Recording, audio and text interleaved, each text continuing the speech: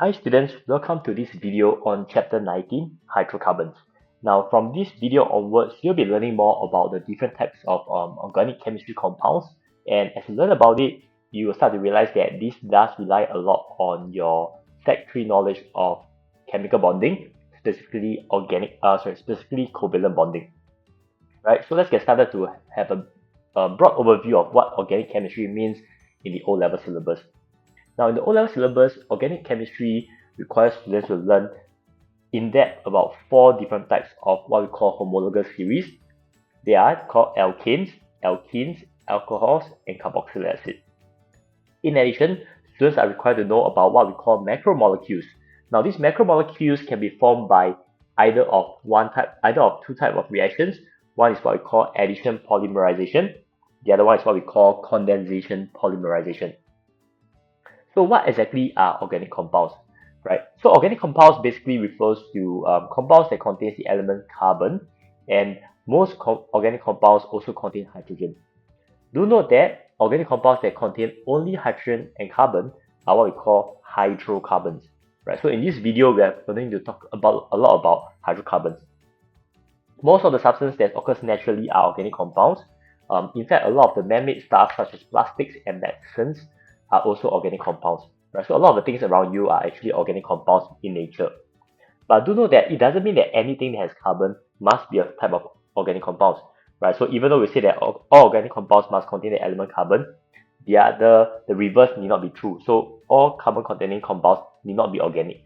So for example, things like carbon dioxide, things like carbon monoxide, now these are all inorganic substances. They are not organic substances, right? So I think this is just an intro. There's no need to really memorize much about this.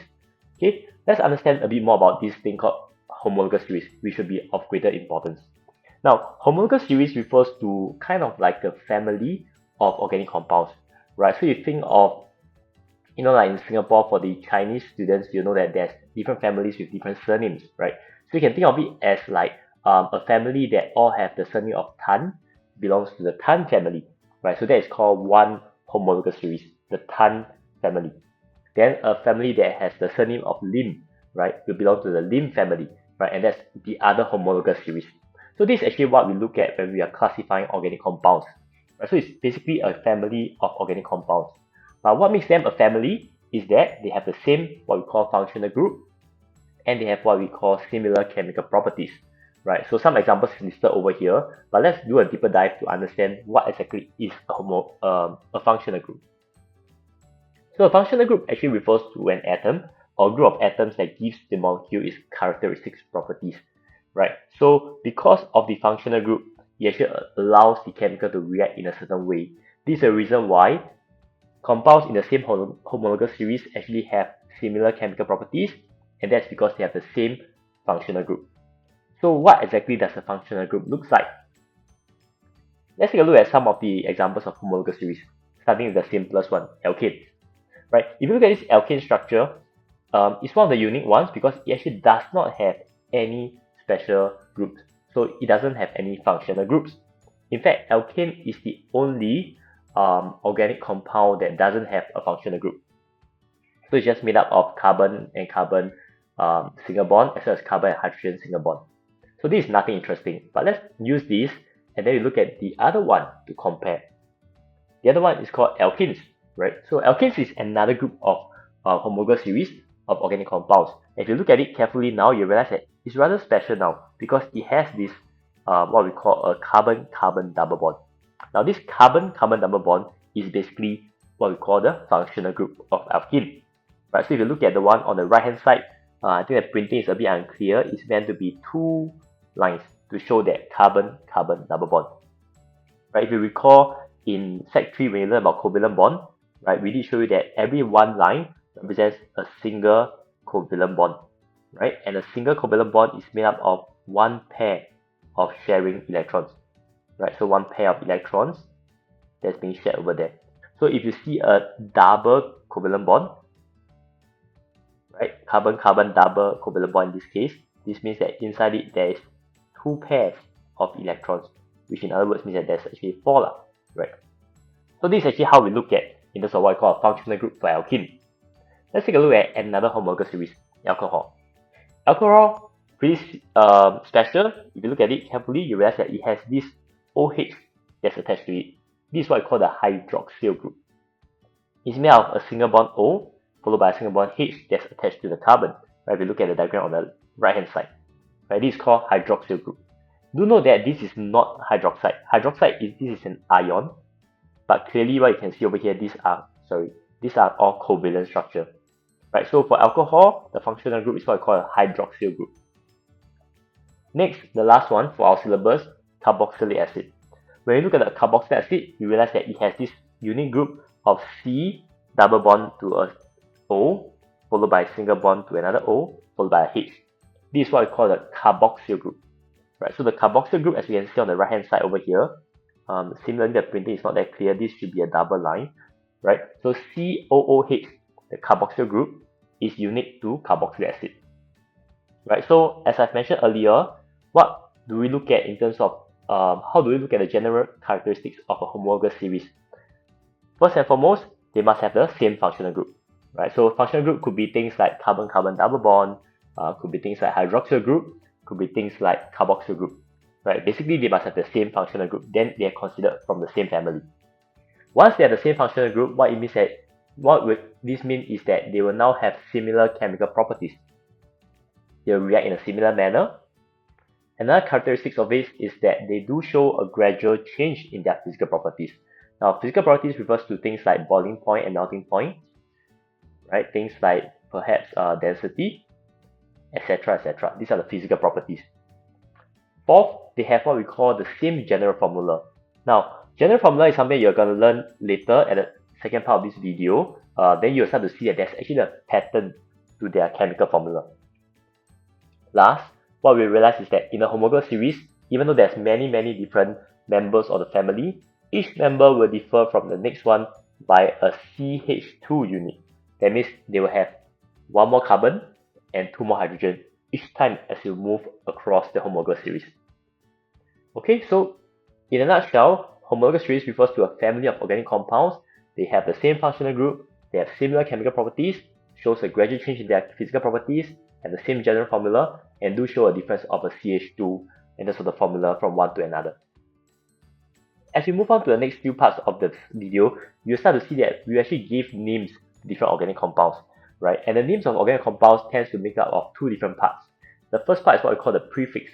First part tells us how many carbons are there in each molecule of the organic compound, right? So we go with this naming of meth, METH, to represent if it's one carbon, FETH to represent 2, prop 3, but 4. The second half of the name refers to the type of homologous series it belongs to. If it belongs to the alkane family, you'll end with A and E, in. If it belongs to the alcohol family, you'll end with OL, or.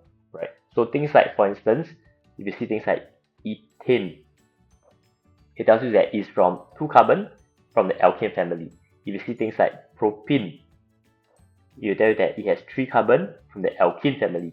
If you see things like butanoic acid, it will tell you that it is 4 carbon and from the carboxylic acid family. Right, so these are just some ways that we use to name the chemical compounds. At least you understand when you look at all these terms. It's a bit different from what you are used to. So as I've mentioned just now, that forms the basis of what homologous series means. Now let's zoom in to look at two special groups, starting with alkanes. Alkanes are the simplest of the organic compounds, right? They are what we call saturated hydrocarbons. Now I mentioned earlier, hydrocarbon means they are only made up of H and C only, right? So there's no other elements. You don't see O, you don't see N, there's nothing else, right? And alkanes, they actually have a general formula as well. So in this part of the video, we're going to learn about what's so special about alkanes. We are going to learn about their structures. We are going to learn about their properties in terms of their reactions. And we are going to learn about this interesting thing called isomerism. Right? So let's get started. The first 5 members of the alkane family, if you look at their name, you will see that it corresponds to a number of carbon. M, methane, E, ethane, P for propane, B for butane, fifth one is pentane, etc. And if you look at it carefully, you will realize that each member of the homologous series differs from the second one by a CH2 unit. So the formula increases by CH2 each time as you go down. So what is this general formula? If you look at the formula, if you look at it, you realize that it actually follows this formula of CnH2n plus 2, right? Whereby n is the number, so you might write this down, n is the number of carbon. Right? So if you look at the first family, we know that there's carbon 1, so it will be C1H, 2 times 1 plus 2, and that will give us a CH4. Right? So that's how methane's formula is derived. So likewise, if you go with the second alkane with 2 carbon atoms, using the same general formula, you end up with C2H6, and the name will be then ethane. So that's how the general formula applies. Similarly, if you now look at a carbon, an alkane that has 100 carbon, you can use the same general formula, and you end up with C100H2 times 100 plus 2, which is 202. So basically, the general formula tells us this is how the alkane's formula will look like. All of them will follow the same. So as I've mentioned just now, alkanes have no functional group. They are pretty simple in terms of their structure. You will just draw it based on how the carbon and hydrogens are bonded together. So what you see in this slide over here, right, is that there's this new column here called the structural formula, right? Basically, a structural formula is a formula that shows us how the atoms are being arranged in terms of their bonds, right? So there's these two new parts, structure formula and full structure formula. They actually show us how the carbon atoms and hydrogen atoms are arranged with one another. At this point, I just want to highlight that as we move on, we are going to start drawing, and as we draw, do take note of what is some of the general principles you must follow, right, for all the drawing. Okay, so let's get to the drawing bit first. So looking at this diagram here, this is an alkane that has 2 carbon, right? If it has 2 carbon, the name will be ETH. Because it's an alkane, it's called ethane, right? So that's how we derive names. So what I want to look at it over here is to understand a bit more about why do we call them saturated hydrocarbons. Number one, they're called saturated hydrocarbon because they contain only single carbon-carbon covalent bonds. Saturated means only have single carbon-carbon covalent bonds. Why are they called hydrocarbons? Because they only contain carbon and hydrogen atoms. Right? Hence the term saturated hydrocarbon. Saturated because they only have single bond, hydrocarbon because they only contain carbon and hydrogen atoms. As you look at this drawing, you'll realize that actually each of the carbon has 4 bonds. And this is because carbon has 4 valence electrons. Now this is the key thing whenever you're drawing organic compound. Do remember this bit. Because carbon as a chemical, if you use the periodic table, the electronic configuration is going to be 2,4. What does 2,4 mean? 2,4 means that carbon must have 4 bonds to be stable. But take note, these 4 bonds can be either single bonds, double bonds, or even triple bonds, or a mix of the different types of bonds. Basically, what we're trying to say is that we know that carbon has 4 valence electrons. So if you were to actually draw out carbon, there's a dot and cross diagram, right? You know that this is actually how carbon looks like. So for carbon to be stable, to get a fully filled valence electron shell, it has to form bonds. And when it forms bonds, these lonely electrons here, the 4 of them that's unpaired, will need to pair with something. This is the reason why there must be 4 kind of pairing happening, and there must be 4 bonds. But how the carbon choose to bond depends. In the case of this alkane, it chooses to use single bond, so it really forms 4 very nice bonds over there. But in other organic compounds, it may not do the same thing. Alright, so keep this in mind first. We'll come back to this as we move on to alkenes later on. But for now, let's just focus on drawing a good alkene structure. Let's get started. Now, on your notes itself, you'll see that it's written as full structure formula as well as molecular formula in your notes, right? So in a full structure formula, you need to learn how to draw out the structure. The molecular formula can be derived by using your general formula of CnH2n plus 2. Knowing that Meth is 1, F is 2, Prop is 3, you can actually derive the molecular formula yourself over there. So you can try to do this out yourself on your notes, or you can just take down the notes from what you see on the screen. Now let's talk about the drawing first. I think on my screen itself, the table is a bit different. Yours has more space. So I'm going to actually use arrows to draw out for the methane's one first. Then I'll draw the ethane followed by the propane. So we'll learn to draw this together. So methane has a formula of CH4. We always start by drawing the carbon first. So one carbon. Each carbon must have 4 bonds. Alkanes can only have single bonds. Hence, these are all single bonds over here. CH4, therefore, the 4H goes in. This is how I'll be drawing for methane. Let's move on to the second one. If you notice the way I draw, I always start first with the carbon. Ethane has 2 carbon. Let's draw the 2 carbon first. We know that it only has single bond, so you only see a single bond over there. Each carbon must have 4 bonds. Each carbon must have 4 bonds. Therefore, I should be able to see this structure here, whereby the carbon, each of them actually has 4 lines sticking out.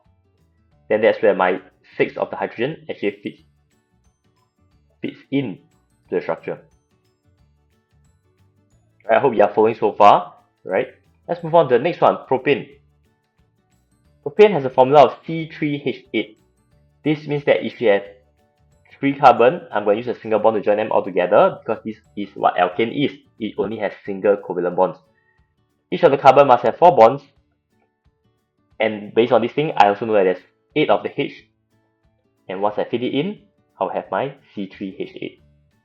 So these are what we call full structure formula because it shows how the molecules, as in the atoms in the molecules, are being arranged as well as the bonds.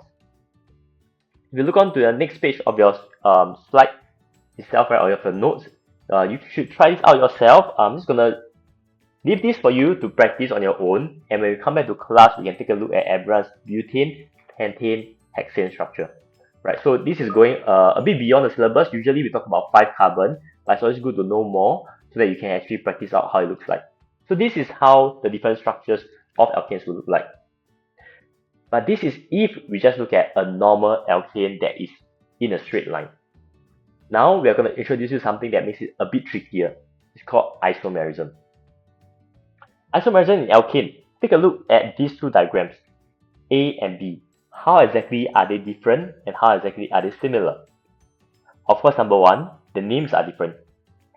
Number 2, the way they are arranged is also different. But what exactly is similar is that if you were to count the number of carbon and hydrogen, you realize that both of them have a formula of C4H8. So they are technically chemicals that have the same molecular formula, but yet they are different. And this is what we call isomers. Isomers are chemicals that have the same molecular formula, but different in terms of their structural formula. This is why it's important to learn how to draw. Right? So what we see over here is that butane and methylpropane are what we term as isomers, compounds that have the same molecular formula but different structural formula. Alright, so it's important to note that isomers are considered different chemical compounds and they have different structures, and as a result they have different physical properties such as their melting point and boiling point. So for instance, while butane has a boiling point of negative 0.5 degrees Celsius, the boiling point of the other chemical that you saw just now, which is called methylpropane, is actually negative 11.7 degrees Celsius. Right? The difference between them is that one of them is what we call a straight chain alkane, one straight line of carbon. The other one is what we call a branched chain alkane, because you can see that the carbon is branching out from the side. Right? So this is the difference between the two in terms of their structure. Okay? To add on, just to let you know, this kind of branching that comes out from the side, right? The kind of side that you see over here, these are actually what we call alkyl groups, right? So if it's 1 carbon only, it's called a methyl group. If it's 2 carbon, it's what we call an ethyl group. If it's 3 carbon, it's what we call a propyl group, right? So as we go on in this chapter, you're going to learn more about the different type of isomers. We're going to practice drawing it out so that you can have a go at seeing if you understand what's going on. Okay, but just take note that isomers refers to chemicals with the same chemical formula but different structural formula. So now let's move on to take a look at alkanes' physical properties. Now for alkanes, right, what we will realize is that as we go down the homologous series, right? That means you go from the 1 carbon to the 2 to the 3 to the 4, the melting point and boiling point actually increases. And it increases because the molecular size of the chemical actually increase. When molecular size of the molecules increase, the strength of the intermolecular force of attraction actually increases. And as a result, more energy is required to overcome these forces of forces of attraction, and the boiling point will start to increase. Boiling point and melting point will start to increase. So this is the reason why you realize that for alkanes, right, the ones that has fewer carbon tends to be gas, then those with a lot of carbon tends to be solids. Another trend in physical properties is that the density will start to increase as the molecular sizes increase. In terms of solubility, all alkanes do not dissolve in water, but they can dissolve in what we call organic solvents. So some examples of organic solvents in our syllabus would be things like benzene, hexane, alcohol, etc. The fourth one, viscosity. Viscosity refers to the ability, or rather the inability, to flow.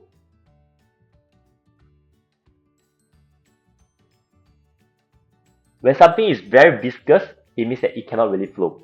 So for example, glue, oil, these are very viscous chemical. Honey is very viscous, right? So when a chemical is very viscous, it means that when you're trying to pour it out, it tends not to be able to flow properly, right? So there's an idea of inability to flow. So as you go down the homologous series, the larger the size of the alkane, the more viscous it gets, because the intermolecular force of attraction are so much stronger that it makes it harder for the alkane molecules to be moving away from one another. The fifth physical properties is that alkanes are also flammable, but the larger the size of the alkane molecules, the less flammable it is for the alkanes to burn, right? And this is because as a percentage of carbon in the alkanes increases, more oxygen will be required for complete combustion.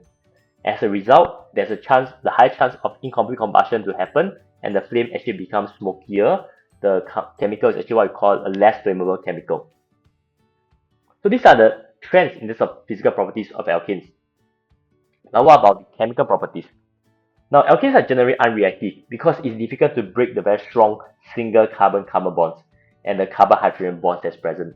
However, alkanes do go through reactions, and it's mainly two different types. One is what we call combustion, the other one is what we call substitution, right? And you soon realize that actually combustion happens for all organic compounds, right? So actually there's no need to think of it as something that's very unique to alkane, because most of the organic compounds can act as a form of fuel and they can be burned to generate energy, right? So alkanes burn in excess air. That is what I call complete combustion, right? You should recall about this thing from your previous learning from air and atmosphere chapter, right? So combustion is a reaction that produces a lot of heat. This is what I call exothermic reaction, right? So this can be used as a fuel to produce energy, right? So this is what are some examples of alkanes that we use at home, right? We actually use alkane, this alkane term as butane or propane at home, and this is the one that gives us the gas as we turn on the gas tap and light it up, right? Or during camping, or even in the science lab where we are using the Bunsen burner. Okay. But what if there's insufficient oxygen, or what if the alkane is too large, right? That's when we have something called incomplete combustion. When incomplete combustion happens, this is where you actually form unwanted products like carbon monoxide and soot, right? These are pollutants, which is not good for us. Okay, so usually when we ask students to write an equation, it will be about complete combustion, because you wouldn't know whether you should be writing in terms of carbon monoxide or soot. It's an incomplete combustion. Okay, so don't worry too much about incomplete combustion. If we ever need you to write, we'll let you know that it's actually an incomplete combustion. So that is the combustion bit of alkanes, which is, to be honest, very standard, right? It's nothing special. But what makes the alkane very special is that they actually go through this type of reaction called substitution. Now, substitution is when things start to get interesting. This is a chemical reaction whereby the alkane will actually react with the halogen, could be chlorine, could be bromine, etc. But it must have this condition called ultraviolet light, UV light. Right? What UV light does is it allows the reaction to happen, as it is a catalyst. And when this reaction happens, if you take a look at this diagram that you see over here, look at where the chlorine goes.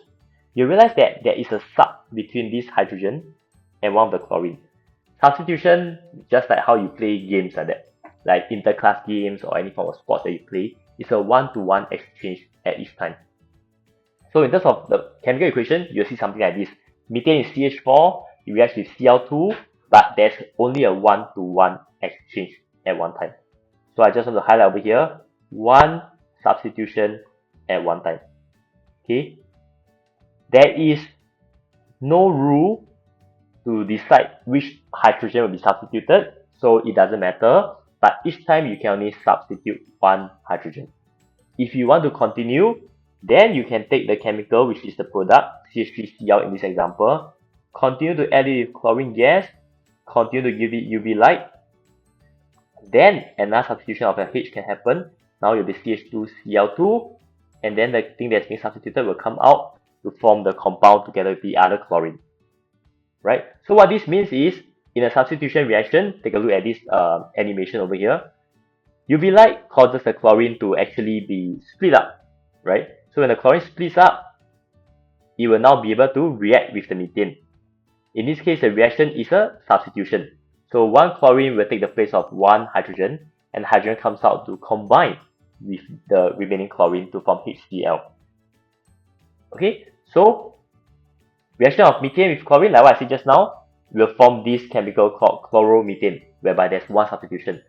If you want to continue, you can replace again, and then you'll form this thing called dichloromethane. If you want to continue, you can add chlorine again, and you'll form the trichloromethane. Right? As you can see, eventually you can separate all the hydrogen and add what we call tetrachloromethane. Right? If you look at the name, you should realize that when it's 2, there's a di, when it's 3, there's a tri, when it's 4, there's a tetra. Okay, not something that's entirely new to you, but this just helps to understand how many chlorine is present in the structure. And now when you look at substitution, which I always show my students, if you think of these two characters that you see on the screen here, a substitution of between CH4, which is methane, with chlorine, will look something like this. Right? Basically a swap of one part of the structure only. Right? So this is how substitution could look like if you have to imagine it in terms of these characters over here. So to sum up, substitution is actually what we call a photochemical reaction. Basically, it requires UV light, right? And during substitution, or rather for the alkanes, this substitution can happen with chlorine. It can also happen with bromine, and the condition that's required must have ultraviolet light. Okay, this reaction will not happen if you allow it to be in just darkness. That means when there's no UV light.